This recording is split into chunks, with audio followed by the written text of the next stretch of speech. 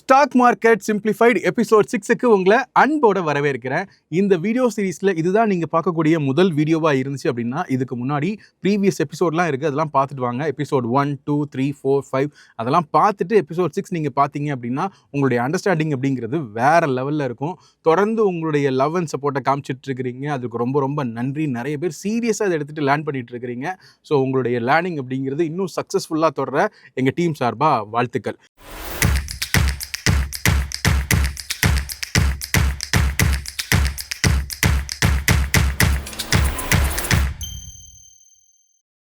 So stock market simplified episode 6ல் நம்ம understanding stock market segments அப்படிங்கிறது தான் நம்ம இன்றைக்கி இந்த எபிசோடில் டீட்டெயில்டாக தெரிஞ்சுக்க போகிறோம். நான் ஏற்கனவே சொன்ன மாதிரி stock market is more than buying shares அப்படிங்கிறத நீங்கள் புரிஞ்சுக்கலாம். ஸ்டாக் மார்க்கெட் வந்து ஈக்விட்டியில் பை பண்ணுறது செல் பண்ணுறது மட்டும் இல்லை, இதை தாண்டி நிறைய செக்மெண்ட்ஸ் இருக்குது.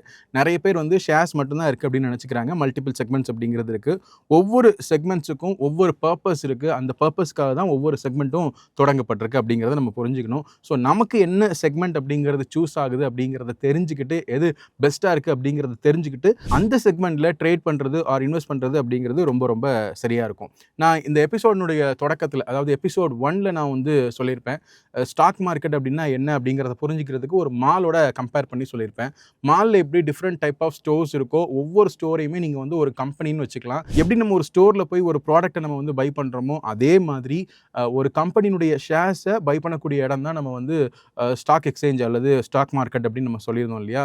ஸோ ஸ்டாக் மார்க்கெட் அப்படிங்கிறது ஒரு பெரிய மால் அப்படின்னு நம்ம எடுத்துட்டோம் அப்படின்னா, மாலில் நிறைய செக்ஷன்ஸ் இருக்கும். ஒவ்வொரு செக்ஷன்ஸுக்குமே வந்து ஒவ்வொரு விதமான நீட் அப்படிங்கிறது இருக்கும். ஸோ கஸ்டமர்ஸுக்கு வந்து என்ன மாதிரியான நீட் இருக்கோ அந்த மாதிரியான ஒரு செக்ஷனுக்குள்ளே போய் மாலில் பர்ச்சேஸ் பண்ணுவாங்க. இதே லாஜிக் தான் இங்கே உங்களுக்கு ஸ்டாக் மார்க்கெட்லேயும் இருக்குது. அது எப்படி அப்படின்னா, இப்போ ஒரு மால் அந்த அனாலஜியை நம்ம வந்து இன்னும் கொஞ்சம் டீட்டெயில்டாக பார்க்கலாம். இப்போ மால்னு எடுத்துக்கிட்டிங்க அப்படின்னா, ஒரு செக்ஷனில் ஃபுட் ஐட்டம்ஸ் இருக்கும், க்ளோத்ஸ் ஒரு செக்ஷனில் இருக்கும், எலக்ட்ரானிக்ஸ் அப்படிங்கிறது இன்னொரு செக்ஷனில் இருக்கும். கஸ்டமர் வந்து அவங்களுடைய தேவைக்கேற்ப சூஸ் பண்ணுவாங்க. மார்க்கெட்லேயும் அதே மாதிரி தான் ஒர்க் அவுட் ஆகுது. மார்க்கெட்டில் இருக்கக்கூடிய மேஜர் செக்மெண்ட்ஸ் என்னென்ன அப்படின்னு பார்த்தீங்க அப்படின்னா, ஈக்விட்டி மார்க்கெட் அப்படின்னு இருக்குது, கமாடிட்டி மார்க்கெட் இருக்குது, ஃபாரெக்ஸ் மார்க்கெட் இருக்குது, கிரிப்டோ மார்க்கெட் இருக்குது. இதெல்லாம் மார்க்கெட்டில் இருக்கக்கூடிய மேஜரான செக்மெண்ட்ஸ். ஒவ்வொரு செக்மெண்ட்டுக்குமே ஒவ்வொரு விதமான பர்பஸ் இருக்குது. ஒவ்வொரு செக்மெண்ட்லேயும் இருக்கக்கூடிய ரிஸ்க் லெவல்ஸ் அப்படிங்கிறது வித்தியாசமாக இருக்கும். ஒவ்வொரு செக்மெண்ட்டுக்குமே தேவைப்படக்கூடிய கேபிட்டல் அப்படிங்கிறதும் வித்தியாசப்படும். இந்த சைக்காலஜி அப்படின்னு பார்த்தீங்க அப்படின்னா, ஒவ்வொரு செக்மெண்ட்டுக்கும் நமக்கு தேவைப்படக்கூடிய சைக்காலஜி அப்படிங்கிறது டிஃப்ரெண்ட்டாக இருக்கும். சைக்காலஜி ரொம்ப ரொம்ப ஸ்ட்ராங்காக இருக்கணும் அப்படிங்கிறது ஒன்று. ஆனால் ஒவ்வொரு செக்மெண்ட்டுக்கும் நம்மளுடைய சைக்காலஜியுடைய அந்த லெவல் அப்படிங்கிறது வேறு வேறையாக இருக்கணும். ஸோ ஒருத்தருக்கு தன்னுடைய ரிஸ்க் அப்பிடேட் என்ன, நம்மளுடைய சைக்காலஜி லெவல் என்ன அப்படிங்கிறதெல்லாம் தெரிஞ்சுக்கிட்டு அதுக்கேற்ற மாதிரியான செக்மெண்ட்ஸை சூஸ் பண்ணணும். ஸோ ஃபஸ்ட்டு நம்ம ஈக்விட்டி ட்ரேடிங்னா என்ன அப்படிங்கிறத நம்ம புரிஞ்சுக்கலாம். ஈக்விட்டி அப்படிங்கிற அந்த செக்மெண்ட்னா என்ன அப்படிங்கிறத நம்ம ஒரு ரீகால் பண்ணிக்கலாம். எஸ், ஈக்விட்டி ட்ரேடிங் அப்படிங்கிறதுனுடைய பேசிக் கான்செப்ட் என்ன அப்படின்னா, கம்பெனி தங்களுக்கு தேவையான ஃபண்டை பொதுமக்கள்கிட்ட இருந்து ரைஸ் பண்ணுறாங்க. பொதுமக்கள் பணத்தை கொடுக்குறாங்க, அதுக்கு பதிலாக கம்பெனியினுடைய ஷேர்ஸை பை பண்ணிக்கிறாங்க. எப்போ கம்பெனியினுடைய ஷேர்ஸை பொதுமக்கள் பை பண்ணுறாங்களோ அப்போவே பப்ளிக் அப்படிங்கிற ஒரு இடத்துலேருந்து இன்வெஸ்டர் அப்படிங்கிற ஒரு இடத்துக்கு மாறிடுறாங்க. ஸோ இன்வெஸ்டர்ஸ் வந்து கம்பெனியுடைய ஷேர்ஸை பை பண்ணுறாங்க. ஸோ இன்வெஸ்டர்ஸுக்கு பணத்துக்கு பதிலாக அந்த கம்பெனியினுடைய ஓனர்ஷிப் அப்படிங்கிற ஒன்று கிடைக்குது. ஸோ ப்ராஃபிட் எப்படி வருது அப்படின்னா, அந்த ஸ்டாக்கினுடைய ப்ரைஸ் வந்து அப்ரிஷியேட் ஆகும்போது அந்த இன்வெஸ்டருக்கு ப்ராஃபிட் அப்படிங்கிற ஒன்று கிடைக்குது. ஸோ இதுதான் நம்ம வந்து ஈக்விட்டி இன்வெஸ்டிங் அல்லது ட்ரேடிங் அப்படின்னு நம்ம சொல்கிறோம். ஸோ ஈக்விட்டி அப்படிங்கிறது மார்க்கெட்டில் ஒரு செக்மெண்ட். ஸோ ஈக்விட்டி செக்மெண்ட் எப்படி ஒர்க் ஆகுது அப்படின்னு நம்ம பார்த்தோம் அப்படின்னா, கம்பெனி ஐபிஓ வழியாக மார்க்கெட்டுக்குள்ளே, அதாவது பிரைமரி மார்க்கெட்டுக்குள்ளே நுழைவாங்க. இதெல்லாம் நான் ஏற்கனவே எபிசோட் 1ல் டீட்டெயில்டாக எக்ஸாம்பிளோட சொல்லியிருக்கேன். ஸோ நீங்கள் அந்த வீடியோ பார்க்கல அப்படின்னா பார்த்துருங்க. அப்போ தான் உங்களுக்கு இந்த வீடியோ அப்படிங்கிறது இன்னும் வேறு லெவலில் புரியும். ஸோ கம்பெனி ஐபிஓவில் பிரைமரி மார்க்கெட்டுக்குள்ளே என்ட்ரி ஆன பிறகு அவங்களுடைய ஷேர்ஸ் வந்து பொதுமக்கள்கிட்ட போகுது. தென் அந்த ஷேர்ஸ் வந்து செகண்டரி மார்க்கெட்டுக்கு வருது. ஸோ இந்த செகண்டரி மார்க்கெட்டில் தான் கம்பெனியுடைய ஷேர்ஸ் அப்படிங்கிறத ட்ரேட் நடக்குது. இந்த ட்ரேடிங் நடக்கக்கூடிய இடத்த தான் நம்ம வந்து எக்ஸ்சேஞ்ச் அப்படின்னு நம்ம வந்து சொல்கிறோம். என்எஸ்சி, பிஎஸ்சி இவங்க தான் வந்து இந்த எக்ஸ்சேஞ்சை வந்து ஃபெசிலிட்டேட் பண்ணி கொடுக்குறாங்க. ஸோ இதனுடைய அப்ஜெக்டிவ் என்ன, ஈக்விட்டி ட்ரேடிங்கினுடைய ஈக்விட்டி அப்படிங்கிற இந்த செக்மெண்ட்டினுடைய அப்ஜெக்டிவ் என்ன அப்படின்னா, கம்பெனி வந்து க்ரோத் ஆகும்போது இன்வெஸ்டர்ஸுக்கு வந்து ப்ராஃபிட் கிடைக்கும் அப்படிங்கிறது தான் இதனுடைய அப்ஜெக்டிவ். ஸோ இந்த ஒரு பர்பஸ்க்காக தான் வந்து இந்த ஈக்விட்டி அப்படிங்கிற ஒரு செக்மெண்ட் வந்து இருக்குது. சரிங்களா? அடுத்த செக்மெண்ட் என்னென்னு பார்க்கலாம். அடுத்ததாக இருக்கிற செக்மெண்ட் வந்து கமாடிட்டி ட்ரேடிங் அப்படின்னு சொல்லுவாங்க. கமாடிட்டி அப்படிங்கிற செக்மெண்ட் பற்றி தான் நம்ம இப்போ தெரிஞ்சுக்க போகிறோம். ஸோ இந்த கமாடிட்டி அப்படின்னா என்ன அப்படின்னா, ட்ரேடிங் ஆஃப் ஃபிசிக்கல் குட்ஸ். இப்போ நம்ம வந்து ஷேர்ஸை நம்ம வந்து ஈக்விட்டி ட்ரேடிங்கில் நம்ம வந்து வாங்கி விற்போம். கமாடிட்டியில் வந்து நம்ம ட்ரேட் பண்ணக்கூடியது என்ன அப்படின்னா, ஃபிசிக்கல் குட்ஸாக கூட அது வந்து இருக்கலாம் அப்படிங்கிறது தான் இந்த கமாடிட்டி ட்ரேடிங்குடைய அர்த்தம். இது எதெல்லாம் உள்ளடக்கி இருக்கும் அப்படின்னா, gold, silver, crude oil, natural gas, metals, agriculture products இது எல்லாத்தையுமே நம்ம வந்து ட்ரேட் பண்ணக்கூடிய ஒரு இன்ஸ்ட்ருமெண்ட்டை தான் நம்ம வந்து அந்த செக்மெண்ட்டை தான் நம்ம வந்து கமாடிட்டி அப்படின்னு நம்ம சொல்கிறோம். ஈக்விட்டியை கம்பேர் பண்ணும்போது இதனுடைய வாலடைல் அப்படிங்கிறது வந்து ரொம்பவே வந்து அதிகமாக இருக்கும். So highly volatile compare to equity அப்படிங்கிறத நீங்கள் புரிஞ்சுக்கணும். ஸோ கமாடிட்டியில் இருக்கக்கூடிய ப்ராடக்ட்ஸ் என்னென்ன, எக்ஸ்சேஞ்சோடைய பேர் என்ன அப்படிங்கிறத நம்ம தெரிஞ்சுக்கலாம். ஸோ நம்ம ஈக்விட்டியில் பார்த்தீங்க அப்படின்னா என்எஸ்சி, பிஎஸ்சி இந்த 2 எக்ஸ்சேஞ்சும் தான் வந்து அந்த ஈக்விட்டி ட்ரேடிங் வந்து நமக்கு நடத்தி கொடுக்குறாங்க. கமாடிட்டி பொறுத்த வரைக்கும் என்னென்ன ப்ராடக்ட்ஸ்லாம் இருக்குது அப்படின்னா, இந்த மெட்டல்ஸ் ரிலேட்டடான ட்ரேடட் எல்லாத்தையுமே எக்ஸிக்யூட் பண்ணுறது யார் அப்படின்னா எம்சிஎக்ஸ் அப்படின்னு நம்ம வந்து சொல்வோம். மல்டி கமாடிட்டி எக்ஸ்சேஞ்ச் அப்படின்னு நம்ம சொல்லுவோம். ஸோ இதுதான் இந்த ட்ரேட்ஸ் எல்லாம் வந்து நடத்தி கொடுக்குறாங்க.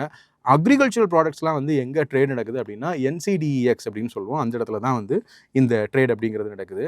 அக்ரிகல்ச்சர் ப்ராடக்ட்ஸ் என்னெல்லாம் இருக்குது கமாடிட்டி ட்ரேடிங்கில் அப்படின்னு பார்க்கும்போது வீட்டு, காட்டனு, ஆயில் சீட்ஸு, கிரெயின்ஸு இதெல்லாமே வந்து இருக்குது. இது போக கோல்டும் க்ரூட் ஆயிலும் வந்து வைட்லி ட்ரேட் ஆகக்கூடிய ஒரு இன்ஸ்ட்ருமெண்ட் இந்த கமாடிட்டி ட்ரேடிங்கில். இந்த கமாடிட்டி ட்ரேடிங்கில் நம்ம வந்து ட்ரேட் பண்ணும்போது ஃபிசிக்கலாக அந்த ப்ராடக்டை டெலிவரி எடுக்கிறது கூட பாசிபிள் அப்படிங்கிறத நீங்கள் புரிஞ்சுக்கணும். கமாடிட்டி ட்ரேடிங்கோடைய ரிஸ்க் நேச்சர் எப்படி இருக்கும் அப்படிங்கிறத நம்ம இப்போ தெரிஞ்சுக்கலாம். நான் ஏற்கனவே சொன்ன மாதிரி ஈக்விட்டியை கம்பேர் பண்ணும்போது கமாடிட்டி ட்ரேடிங்கில் இருக்கக்கூடிய அந்த வால்டிலிட்டி அப்படிங்கிறது அதிகமாக இருக்கும். ஸோ இங்கே வந்து பெரிய ப்ராஃபிட் எடுக்கிறதுக்கான பாசிபிலிட்டியும் இருக்குது, பெரிய லாஸஸ் ஆகிறதுக்கான பாசிபிலிட்டியும் இருக்குது அப்படிங்கிறத நீங்கள் புரிஞ்சுக்கணும். Even capital beyond investment can be last. இப்போ நீங்கள் வந்து கமாடிட்டியில் நீங்கள் ஃபியூச்சர் ட்ரேட்லாம் பண்ணுறீங்க அப்படின்னா ஒரு மினிமம் மார்ஜின் கொடுத்தா நீங்கள் ட்ரேட் பண்ணுவீங்க. But when it is against you உங்களுக்கு வந்து உங்களுடைய கேபிட்டலையும் தாண்டி நீங்கள் நிறைய லாஸ் பண்ணுறதுக்கான சான்சஸ் இருக்குது. ஸோ ஈக்விட்டியில் ஒரு ஸ்ட்ராங்கான ரிஸ்க் மேனேஜ்மெண்ட் தேவை அப்படின்னா கமாடிட்டியில் அதை விட ஸ்ட்ராங்கான ஒரு ரிஸ்க் மேனேஜ்மெண்ட் அப்படிங்கிறது இங்கே தேவை. அதை நீங்கள் கண்டிப்பாக புரிஞ்சுக்கணும். நான் இந்த வீடியோவுடைய தொடக்கத்தில் சொல்லியிருந்தேன் ஒவ்வொரு செக்மெண்ட்டுக்குமே வந்து ஒரு பர்பஸ் இருக்கும், அந்த பர்பஸ்க்காக தான் அந்த செக்மெண்ட் இருக்குது அப்படின்னு. ஈக்விட்டி ட்ரேடிங்கினுடைய பர்பஸ் என்ன அப்படின்னா நம்ம வந்து ஒரு கம்பெனி ஷேர்ஸை வந்து வாங்குவோம், கம்பெனி வளரும்போது அதனுடைய ப்ராஃபிட் நமக்கு வந்து கிடைக்கும் அப்படிங்கிறது தான் அதனுடைய அப்ஜெக்டிவாக இருந்துச்சு. கமாடிட்டி ட்ரேடிங் வந்து எதுக்காக உருவாக்கப்பட்டுச்சு அப்படின்னு பார்த்தீங்க அப்படின்னா நிறைய பிஸ்னஸ் இருக்குது இல்லையா, இந்த அக்ரிகல்ச்சர் ப்ராடக்டாக இருக்கட்டும் இல்லை கோல்டு சில்வரை பயன்படுத்தி நிறைய பிஸ்னஸஸ் நடந்துட்டு இருக்கு இல்லையா. இந்த பிஸ்னஸஸ்லாம் ஒரு ஹெட்ஜிங் பர்பஸுக்காக யூஸ் பண்ணக்கூடிய ஒரு விஷயம் தான் இந்த கமாடிட்டி ட்ரேடிங் அப்படிங்கிறது. இந்த கமாடிட்டி ட்ரேடிங்கை வந்து எப்படி யூஸ் பண்ணுறாங்க அப்படின்னா ப்ரைஸினுடைய ஏற்ற இறக்கங்கள் இருக்கும் இல்லையா, அந்த ஃப்ளக்சுவேஷன்ஸ் அதை வந்து பாதுகாக்கிறதுக்காக தான் இந்த கமாடிட்டி ட்ரேடிங் அப்படிங்கிற ஒன்றே இருந்துட்டு இருக்கு. ஏன்னா இப்போ ஒரு ரா மெட்டீரியலுடைய ப்ரைஸ் அப்படின்னு ஒன்று பார்த்துக்கிட்டிங்க அப்படின்னா அதுதான் ஒரு ப்ராடக்டினுடைய விலையை அடிப்படையாக தீர்மானிக்குது. ஸோ அந்த ரா மெட்டீரியலுடைய ப்ரைஸ் வந்து நாளுக்கு நாள் வித்தியாசமாகிட்டே இருந்துச்சு அப்படின்னா அந்த ரா மெட்டீரியலை அடிப்படையாக வச்சு உருவாக்கக்கூடிய ப்ராடக்டோடைய ப்ரைஸையும் நம்ம நாளுக்கு நாள் மாற்றிட்டே இருக்க முடியாது. ஸோ ஃபிக்ஸ்டாக ரா மெட்டீரியலுடைய ப்ரைஸ் வந்து இருக்கணும். ஸோ அந்த ஒரு பர்பஸ்க்காக தான் ஹெட்ஜிங் பண்ணுறாங்க. அது இந்த கமாடிட்டி ட்ரேடிங்கில் நடக்குது. So it reduces business uncertainty and also locks raw மெட்டீரியலுடைய அந்த காஸ்ட்டை வந்து லாக் பண்ணுது. ஸோ இதனுடைய பர்பஸ் அப்படிங்கிறது என்ன அப்படின்னா ரிஸ்க் ப்ரொடக்ஷன் அப்படின்னு தான் நம்ம அதை புரிஞ்சுக்க முடியும். எப்படி இந்த ரிஸ்க்கை ப்ரொடெக்ட் பண்ணுறாங்க, என்ன மாதிரியான விஷயங்கள் இந்த கமாடிட்டி ட்ரேடிங்கில் ஹெட்ஜிங்கில் எப்படி பண்ணுறாங்க, எப்படி இது பிஸ்னஸ்க்கு யூஸ் ஆகுது அப்படிங்கிறத நான் ஒரு எக்ஸாம்பிளோட சொல்கிறேன். ஸோ ஹெட்ஜிங் எப்படி பண்ணுறாங்க அப்படிங்கிறத ஒரு கோல்டு பிஸ்னஸ் மூலமாக நான் உங்களுக்கு இப்போ எக்ஸ்பிளைன் பண்ணுறேன். இப்போ ஜுவல்லரி ஷாப்ஸ்லாம் இருக்காங்க அப்படின்னா அவங்க ஃபிசிக்கல் கோல்டு வந்து வாங்குவாங்க, அதை ஹோல்ட் பண்ணுவாங்க. அந்த கோல்டு ப்ரைஸ் அப்படிங்கிறது நாளுக்கு நாள் மாறிட்டே இருக்கும். ஸோ ஒரு கோல்டு பிஸ்னஸ் பண்ணுறாங்க ஒரு ஜுவல்லரி ஷாப்பில் இருந்து அப்படின்னா அவங்களுக்கு கிடைக்கக்கூடிய ப்ராஃபிட் எப்படி கிடைக்கும் அப்படின்னா தங்கம் விலையிலேருந்து அவங்களுக்கு ப்ராஃபிட் அப்படிங்கிறது கிடைக்காது. ஏன் அப்படின்னு சொல்கிறேன்னா இப்போ அன்னைக்கு ரேட்டில் மார்க்கெட்டில் என்ன ரேட் இருக்கோ அந்த ரேட்டில் தான் வந்து கஸ்டமர் வந்து கோல்டை பை பண்ணுறாங்க. இவங்களும் அதே ரேட்டுக்கு தான் வந்து கோல்டை பை பண்ணுறாங்க. ஸோ இவங்களால் வந்து கம்மியான ரேட்டில் கோல்டை பை பண்ணவும் முடியாது, அதிகமான ரேட்டில் கோல்டை கஸ்டமர்ஸ்க்கு செல் பண்ணவும் முடியாது. அப்போ எப்படி இவங்க வந்து ப்ராஃபிட் பண்ணுறாங்க அப்படின்னா மேக்கிங் சார்ஜஸ் வழியாக தான் இந்த ஜுவல்லரி அப்படிங்கிற அந்த பிஸ்னஸ் அப்படிங்கிறதுல ப்ராஃபிட் அப்படிங்கிறது நடக்குது. செய்கூலி சேதாரம் இதெல்லாம் சொல்லுவோம் பார்த்தீங்களா, இதில் தான் அவங்களுக்கு வந்து ப்ராஃபிட் அப்படிங்கிறது நடக்குது. இப்போது ப்ரைஸ் வந்து கோல்டோட ரேட் அப்படிங்கிறது ஃப்ளக்சுவேட் ஆகுதுன்னு வச்சுக்கலாமே. இப்போ உதாரணத்துக்கு இப்போ ஒரு கிராம் கோல்டு வந்து 15,000 ரூபாய்க்கு வந்து வாங்கியிருக்கிறாங்க ஜுவல்லரியிலேருந்து. பட் அடுத்த நாளே வந்து மார்க்கெட்டில் வந்து 15,000 ரூபாய் இருக்கக்கூடிய தங்கத்தினுடைய விலை ஒரு கிராம் வந்து 14,000 ரூபாய்க்கு வந்துருச்சு, இல்லை 13,000 ரூபாய்க்கு வந்துருச்சு அப்படின்னா கஸ்டமர்ஸ்க்கு இவங்க வந்து அந்த 13,000 ரூபாய்க்கு தான் கோல்டை வந்து அவங்க கொடுக்க முடியும். ஸோ அப்படி இருக்கும்போது கிட்டத்தட்ட ஒரு 2,000 ரூபாய் அவங்களுக்கு வந்து லாஸ் ஆகுது அந்த ப்ரைஸினுடைய ஃப்ளக்சுவேஷனால். ஸோ இவங்க என்ன பண்ணுறாங்க அப்படிங்கிறத நான் அடுத்து சொல்கிறேன். இந்த 2,000 ரூபாயை அவங்க எப்படி ப்ரொடெக்ட் பண்ணுறாங்க அப்படின்னா எப்போ வந்து இவங்க 15,000 ரூபாய்க்கு கோல்டை வாங்குறாங்களோ அப்போது கோல்டு ஃபியூச்சரில் அதை வந்து செல் பண்ணவும் செஞ்சுருந்தாங்க. ஃபிசிக்கலாக கோல்டு எடுத்துகிட்டு அதை ஃபியூச்சரில் செல் பண்ணவும் செஞ்சுருந்தாங்க. ஸோ மார்க்கெட் ஒரு பக்கம் கீழே இறங்கினாலும் கூட இவங்களுக்கு கீழே இறங்கும்போது செல் பண்ணி வச்சுருக்கிறதுனால அந்த இடத்துல ஒரு ப்ராஃபிட் கிடைக்கும். ஸோ இங்கே -2000 அப்படின்னா அங்கே +2000 அவங்களுக்கு கிடைக்கும். ஸோ ரெண்டுமே வந்து டேலி ஆயிரும். அது எப்படிங்கிறத நான் உங்களுக்கு அடுத்து சொல்கிறேன். எப்படி இந்த ஹெட்ஜிங் ஒர்க் ஆகுது அப்படின்னு பார்த்தீங்க அப்படின்னா, நான் ஏற்கனவே சொன்ன மாதிரி ஃபிசிக்கல் கோல்டை வந்து பை பண்ணிடுறாங்க. ஸோ ஈக்குவல் குவான்டிட்டியை வந்து கோல்டு ஃபியூச்சர்ஸில் செல் பண்ணிடுவாங்க. இப்போ வந்து 2 விதமான சினாரியோ அப்படிங்கிறது நடக்கலாம். ஒன்று, இவங்க வாங்கினதுலேருந்து ப்ரைஸ் வந்து மேல் பக்கமாக போகலாம், இல்லை கீழ் பக்கமாக வரலாம். இப்போ ப்ரைஸ் வந்து ரைஸ் ஆச்சு அப்படின்னா ஸோ அவங்களுக்கு வந்து ஃபிசிக்கலில் வந்து ப்ராஃபிட் கிடைக்கும். ஏன்னா அவங்க வந்து 15,000 வாங்கியிருப்பாங்க. இப்போ 17,000 கோல்டு போகுது அப்படின்னா அவங்களுக்கு இந்த பக்கம் ₹1000 அவங்களுக்கு வந்து ப்ராஃபிட் கிடைக்குது. அதே நேரத்தில் ஃபியூச்சர்ஸில் அவங்களுக்கு வந்து -1000 அப்படிங்கிறது கிடச்சிருக்கும். ஸோ நெட்டாக அவங்க வந்து பார்த்தீங்க அப்படின்னா அவங்க வாங்கின அந்த ₹15,000 கோல்டு ரேட் அப்படிங்கிறது லாக்காக இருக்கும். அதே மாதிரி ப்ரைஸ் வந்து ஃபால் ஆகுது அப்படின்னா ஃபிசிக்கலாக அவங்களுக்கு வந்து அந்த தங்கத்தினுடைய மதிப்பு அப்படிங்கிறது குறைஞ்சிருக்கும். ஆனால் ஃபியூச்சர்ஸில் அவங்களுக்கு வந்து 15,000லேருந்து 13,000க்கு போகும்போது ₹2,000 அவங்களுக்கு அங்கே ப்ராஃபிட் கிடச்சிருக்கும். ஸோ இங்கே வந்து -2000 அங்கே +2000. ஸோ நெட்டாக அவங்க வந்து அந்த ப்ரைஸ் வந்து அந்த ₹15,000 அப்படிங்கிறதுலேயே வந்து மெயின்டைன் ஆகும். ஸோ நெட் ப்ரைஸ் அப்படிங்கிறது ரிமைன்ஸ் லாக்ட். ஸோ இந்த ஒரு பர்பஸ்க்காக தான் கமாடிட்டி அப்படிங்கிற ஒன்றே ஒர்க் ஆகுது. இது மோஸ்ட்லி வந்து கோல்டு பிஸ்னஸ் பண்ணுறவங்க, ரா மெட்டீரியல் ப்ரைஸ் வந்து ரொம்ப முக்கியமானது. அதை லாக் பண்ணணும்னு நினைக்கிறவங்க தான் இந்த கமாடிட்டியை ஒரு ஹெட்ஜிங்காக யூஸ் பண்ணுறாங்க. இது வரைக்கும் நம்ம ஈக்விட்டி ட்ரேடிங்னா என்ன, கமாடிட்டி ட்ரேடிங்னா என்ன, அதனுடைய பர்பஸ் என்ன அப்படிங்கிறதெல்லாம் நம்ம தெரிஞ்சுக்கிட்டோம்.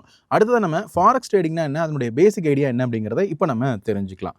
So trading currency value differences, இதுதான் நம்ம வந்து ஃபாரெக்ஸ் ட்ரேடிங் அப்படின்னு நம்ம சொல்கிறோம். ஒவ்வொரு நாட்டுக்கும் ஒரு கரன்சி இருக்கும் இல்லையா? இப்போ இந்தியாவை பொறுத்த வரைக்கும் நம்ம ரூபி அப்படின்னு நம்ம வந்து சொல்கிறோம். இதே அமெரிக்கா அப்படின்னா நம்ம வந்து டாலர்ஸ் அப்படின்னு நம்ம வந்து சொல்கிறோம். ஸோ இது மாதிரி ஒவ்வொரு நாட்டினுடைய கரன்சிக்கும் வந்து ஒரு பேர் இருக்குது. இப்போ ஒவ்வொரு நாட்டினுடைய கரன்சிக்கும் இன்னொரு நாட்டினுடைய கரன்சிக்கினுடைய மதிப்புக்கும் வித்தியாசம் இருக்கும் பார்த்தீங்களா? அந்த வித்தியாசத்தை வச்சு நடக்கக்கூடிய ட்ரேடிங்கை தான் நம்ம வந்து ஃபாரெக்ஸ் ட்ரேடிங் அப்படின்னு நம்ம சொல்லுவோம். ஸோ இது எப்படி ட்ரேட் ஆகும் அப்படின்னா கரன்சி பேர்ஸாக தான் அது வந்து ட்ரேட் ஆகும். இப்போ உதாரணத்துக்கு யூஎஸ்டி, ஐஎன்ஆர். யூஎஸ்டி அப்படிங்கிறது டாலர், ஐஎன்ஆர் அப்படிங்கிறது இந்தியன் ருபி. ஸோ இந்த ரெண்டையும் பேர் பண்ணி தான் இங்கே ட்ரேடிங் அப்படிங்கிறது நடக்குது. ஸோ இது எதை மெஷர் பண்ணுது அப்படின்னா ருப்பியோட வேல்யூ இன்னைக்கு டாலருக்கு நிகராக எப்படி இருக்குது அப்படிங்கிறத பொறுத்து இந்த ட்ரேடிங் அப்படிங்கிறது நடக்குது. இதில் இருக்கக்கூடிய இந்த ப்ரைஸ் வேல்யூ டிஃப்ரென்சஸை வச்சு இங்கே ட்ரேட் அப்படிங்கிறது நடக்குது. இது எதுக்காக பயன்படுது அப்படின்னா மெயின்லி வந்து எக்ஸ்போர்ட்டர்ஸ், இம்போர்ட்டர்ஸ் தான் வந்து இந்த கரன்சி ட்ரேடிங்கில் வந்து ஹெட்ஜிங் பர்பஸ்க்காக யூஸ் பண்ணுறாங்க. எப்படிங்கிறத நான் உங்களுக்கு அடுத்து சொல்கிறேன். So purpose of forex and derivatives அப்படின்னு பார்க்கும்போது used for hedging currency risk அப்படிங்கிறத நம்ம புரிஞ்சுக்கலாம். இதுக்கு முன்னாடி நான் கமாடிட்டி பற்றி பேசும்போது எப்படி வந்து ஒரு கோல்டு ஜுவல்லரியில் இந்த கோல்டு ப்ரைஸை லாக் பண்ணுறதுக்காக ஹெட்ஜிங் பண்ணுறாங்களோ அதே மாதிரி ஒரு கரன்சினுடைய ப்ரைஸில் இருக்கக்கூடிய அந்த ஃப்ளக்சுவேஷன்ஸை லாக் பண்ணுறதுக்காக தான் இங்கே ஃபாரெக்ஸ் ட்ரேடிங் அப்படிங்கிற ஒன்று பண்ணுறாங்க. இப்போ உதாரணத்துக்கு இந்தியாவில் இருக்கக்கூடிய ஐடி கம்பெனிஸ்லாம் இருக்காங்கன்னு வச்சுக்கலாம். இவங்க இங்கே இருந்து யூஎஸில் இருக்கக்கூடிய கம்பெனிஸ்க்கு இங்கேருந்து வேலை செஞ்சு கொடுக்குறாங்க, ஒரு ப்ராடக்ட்டை டெலிவர் பண்ணுறாங்க, ஒரு ப்ராஜெக்ட் பண்ணுறாங்கன்னு வச்சுக்கலாம் உதாரணத்துக்கு. ஸோ ஒரு ப்ராஜெக்டை அவங்க பேசும்போது அமெரிக்கா தான் அவங்களுக்கு வந்து சம்பளம் கொடுக்குறாங்க. ஸோ டாலர்ஸில் அவங்க வந்து சம்பளம் தராங்க. ஸோ இப்போ ஒரு ப்ராஜெக்ட் பண்ணும்போது அவங்க வந்து ஒரு $1000 அப்படின்னு பேசிக்கிறாங்கன்னு வச்சுக்கலாம். ஒரு உதாரணத்துக்கு சொல்கிறேன். சின்ன நம்பர்னால் நம்மளால் ஈஸியாக புரிஞ்சிக்க முடியும், ரிலேட் பண்ணிக்க முடியும் அப்படிங்கிறதுனால சொல்கிறேன். ஒரு $1000 அப்படின்னு பேசி அக்ரிமெண்ட் சைன் பண்ணிக்கிறாங்க. இந்தியாவில் இருக்கக்கூடிய சாஃப்ட்வேர் கம்பெனியும் ஓகே அப்படின்னு சொல்லிட்டாங்க. அந்த ப்ராஜெக்டை ஆரம்பிக்கும்போது இந்தியாவில் இருக்கக்கூடிய ரூபாயினுடைய மதிப்பு டாலருக்கு நிகராக ஒரு $90 இருக்குது அப்படின்னு நம்ம வச்சுக்கலாம். இதே இது அந்த ப்ராஜெக்ட் முடியும் போது இந்திய ரூபாயினுடைய மதிப்பு $90லேருந்து $80 வந்துருச்சு அப்படின்னா அப்போ அவங்க கொடுக்கக்கூடிய டாலர் அப்படிங்கிறது சேம் $1000 தான் இருக்கும். ஆனால் இங்கே இந்தியாவினுடைய மதிப்பு அப்படின்னு பார்க்கும்போது ரூபாயினுடைய மதிப்பு $90லேருந்து $80 வரும்போது அவங்களுக்கு லாஸ் அப்படிங்கிறது ஏற்படுது. ஸோ இந்த டிஃப்ரென்ஸை வந்து அவங்க வந்து லாக் பண்ணுறதுக்காக தான் ஹெட்ஜிங் அப்படிங்கிறத பண்ணுறாங்க.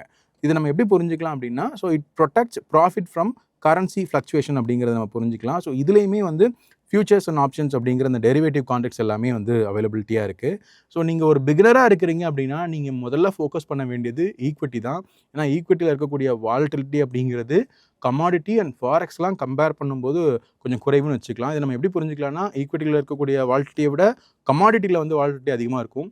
கமாடிட்டியில் இருக்கக்கூடிய வால்டிலிட்டியை விட ஃபாரெக்ஸ் ட்ரேடிங்கில் இருக்கக்கூடிய வால்டிலிட்டி அப்படிங்கிறது ரொம்ப அதிகமாக இருக்கும். ஸோ பிகினராக இருந்தீங்க அப்படின்னா ஈக்விட்டியை நீங்கள் ஃபஸ்ட்டு மாஸ்டர் பண்ணுங்கள். அண்ட் எஸ், இன்னைக்கு இந்த எபிசோடில் நம்ம ஈக்விட்டினா என்ன, கமாடிட்டினா என்ன, ஃபாரெக்ஸ்னா என்ன, மார்க்கெட்டில் இருக்கக்கூடிய டிஃப்ரெண்ட் டைப் ஆஃப் செக்மெண்ட்ஸ்லாம் என்னென்ன, ஒவ்வொரு செக்மெண்ட்டுக்கும் இருக்கக்கூடிய பர்பஸ் என்ன, ரிஸ்க் எப்படிலாம் இருக்குது, என்ன மாதிரியான வால்டிலிட்டி இருக்குது, ஒரு பிகினராக நீங்கள் எதை ஃபோக்கஸ் பண்ணணும் அப்படிங்கிறது எல்லாத்தையுமே நம்ம டீட்டெயில்டாக கற்றுக்கிட்டோம். ஸோ இதுதான் மார்க்கெட்டில் இருக்கக்கூடிய டிஃப்ரெண்ட் டைப் ஆஃப் செக்மெண்ட்ஸ் அப்படிங்கிறது. இப்போ நான் உங்களுக்கு ஹோம்ஒர்க் கொடுக்கக்கூடிய நேரம் அப்படிங்கிறது வந்தாச்சு. ஸ்கூல் படிக்கும்போது, காலேஜ் படிக்கும்போதெல்லாம் நமக்கு வந்து ஒரு ஒன் வேர்ட் கொடுப்பாங்க இல்லையா, choose the odd man out அப்படின்னு சொல்லி, பொருந்தாத ஒன்றை தேர்வு செய்க அப்படின்னு சொல்லுவோம் இல்லையா. அதுதான் நான் இன்றைக்கி உங்களுக்கு கொடுக்கக்கூடிய ஹோம்ஒர்க்கு. நான் உங்களுக்கு ஒரு 4 ஆப்ஷன்ஸ் தரேன். இதில் ஒன்று மட்டும் இதில் பொருந்தாத ஒன்று ஆட்மேனாக இருக்கும். ஸோ அதை நீங்கள் வந்து சூஸ் பண்ணி உங்களுடைய பதில் என்ன அப்படிங்கிறத கீழே கமெண்ட்டில் சொல்லுங்கள். ஸோ உங்களுக்கு நான் கொடுக்கக்கூடிய ஆப்ஷன்ஸ் என்ன அப்படின்னு பார்த்தீங்க அப்படின்னா, option A gold, option B silver, option C crude oil, option D wheat. இந்த 4ல் எது வந்து டிஃப்ரெண்ட்டான ஒன்றா இருக்குது அப்படிங்கிறத கீழே கமெண்ட்டில் சொல்லுங்கள். இன்னொன்று, இது வரைக்கும் உங்களுடைய பெயரை கீழே நீங்கள் அட்டண்டன்ஸில் மார்க் பண்ணல அப்படின்னா தயவு செஞ்சு உங்களுடைய பெயரை அட்டண்டன்ஸில் மார்க் பண்ணிடுங்க. ஏன்னா அட்டண்டன்ஸ் அப்படிங்கிறது ரொம்ப ரொம்ப முக்கியம். அட்டண்டன்ஸில் நான் ரொம்ப ரொம்ப ஸ்ட்ரிக்ட். இது வரைக்கும் நீங்கள் நம்ம வாட்ஸ்அப் கம்யூனிட்டியில் ஆட் ஆகலை அப்படின்னா கீழே டிஸ்கிரிப்ஷனில் லிங்க் இருக்குது. நம்மளுடைய வாட்ஸ்அப் கம்யூனிட்டியில் ஜாயின் பண்ணிக்கோங்க. நம்ம சேனல் பற்றின அப்டேட்ஸ், அடுத்தடுத்த வீடியோஸ் எப்போ வருது அப்படிங்கிற அப்டேட்ஸ் எல்லாத்தையுமே நீங்கள் நம்ம சேனலில் தெரிஞ்சுக்கலாம். உங்களுடைய சந்தேகங்களையும் நீங்கள் நம்மளுடைய சேனலில் தெளிவுபடுத்திக்கலாம். மறுபடியும் உங்களை எபிசோட் 7ல் சந்திக்கிறேன்.